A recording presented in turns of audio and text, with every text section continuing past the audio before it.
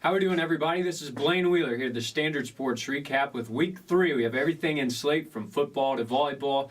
Women's soccer ended their season on a rough note, losing to 4th-ranked Illinois State. And men's soccer, one game away from a possible championship run in the Missouri Valley Conference Tournament. All that and more. Plus, basketball is even coming into the picture now as the season's right around the corner. Now, first off, we're talking about Missouri State football. And I'm a little touchy on this is Missouri State football. Just a bad loss Saturday for the fan base, for the program. So really a game that the Bears could not afford to lose. At the start of the season was almost a tease to some of the fan base after knocking off 2 of the top 20 teams in the nation in the month of September.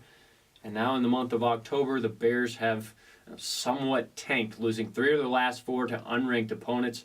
And specifically, this Saturday, the Bears turned the ball over twice in the third quarter, in which they were outscored 21-0, which Southern Illinois that had lost 6 straight games before seeing the Bears. The Bears, who forced 10 turnovers in those first 4 games, all in October, have only forced 1 turnover since, as well as giving up 400-plus yards in their last 400 and in their last 4 contests.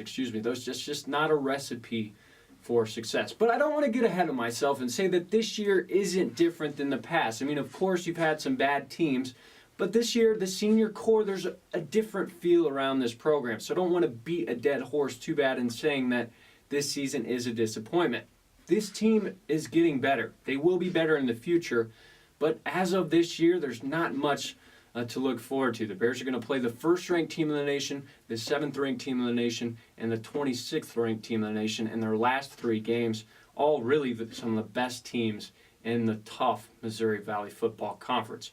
After the loss, Peyton Huselig and Coach Dave Steckel were pretty frank about the emotions they had and how they felt about this team. The guys, I don't know what their mood is, but my mood is embarrassment and disappointment. And we got to look in the mirror, we got to fix this so we can move on and move forward. And we got a stretch coming up here, and now we got to put our attention on how to figure out how to beat South Dakota State. So I don't really care what their attitude is right now. I know what mine is. I think everybody on the team needs to take a look in the mirror and really figure out who they are, if they're willing to play for us still. Like, I mean, I know we are. I know for sure. I mean, I think everybody needs to go home and take a look in the mirror.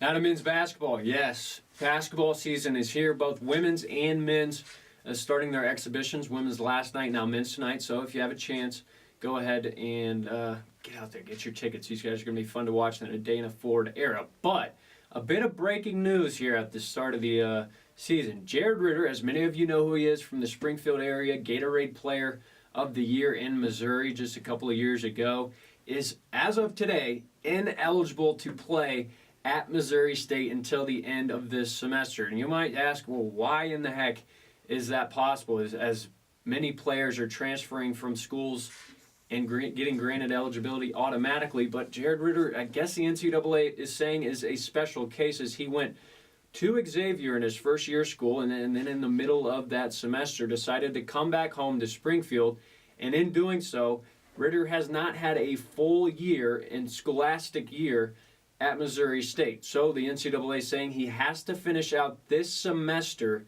in order to be eligible. So the semester ends near December, just before Christmas time, and at that time then he will be granted eligibility. But during that time, the Bears are going to really see the best teams on their schedule. In Western Kentucky, you have the CBE Classic of USC and possibly Nebraska, Texas Tech, and just some really good teams that the Bears are going to get better in playing. So without Ritter, who is going to be and is shown in summer practices to be one of the best shooters and players on this team, that's tough for the program and tough for the Bears. So the NCAA still could make a decision here about 5 days before the opening game at JQH Arena, but as of today, he is not eligible until the end of the semester. We'll keep you updated on that throughout. Follow me on Twitter at Blaine Wheeler 21, and we'll have everything you need on that if he is granted eligibility. Now to Missouri State volleyball. Not much happened last week in the volleyball world as they just played one game and they traveled to Southern Illinois to handle. Southern Illinois is a team that is 0-11 in the Missouri Valley Conference, and they handled them easy in 4 sets. Won the first 2, lost the third, and then just handled the fourth with ease. But to reiterate from some of my last videos, just to give a little bit of substance to this volleyball segment, this team has been up and down over the last 3 weeks, winning 3 straight games to then drop 3 straight. So the Lady Bears are just trying to get back on track, and they're going to see Evansville and Indiana State both Friday and Saturday at home against teams that are somewhat in the soft spot of their schedule. Try to get a little momentum here late before conference tournament play. But the Lady Bears are 13-2 on the year, 6-6 in Missouri Valley Conference, and we'll see how they can get going again before Valley tournament play. Now to women's soccer. The Lady Bears season is over after a tough loss in the first round of the Missouri Valley Conference tournament to 4-seed Illinois State. The Lady Bears lost 1-0, and to wrap up the season, it's just kind of a middle-of-the-pack season for the Lady Bears. They finished 8-9-2, and really just kind of looking forward to building to next year. Caitlin Maxwell started all 20 games for the Bears in front of the goal, allowing only 1.02 goals per game. At the start of the year, Maxwell wasn't even the starter until an injury propelled her to the starting spot, and she didn't look back all year long. Really, I'm highlighting her for the season because she was tremendous. The Lady Bears will then return a solid core for their next season along with Maxwell. And head coach Rob Brewer says he was encouraged by the effort and the toughness the Bears brought to the game in that loss to Illinois State, and they hope to improve this spring and have a chance for competing for a championship next fall. Now to Missouri State men's soccer. Men's soccer looks like they will compete for a championship possibly just next week. Saturday, the Bears split in a tie with Drake in their second-to-last game of the season. The men have 1 game remaining until the Missouri Valley Conference tournament, but it's next Saturday against first seed Central Arkansas. I mean, a huge, huge matchup. 2 of the conference's best. If Missouri State to win, there's might be some matchup. If they're going to get a 1 seed or a 2 seed, could be the deciding factor. A win senior night. No place you would rather be at home. Biggest game of the year before you go into the conference tournament. So if you have a chance, these guys are worth watching.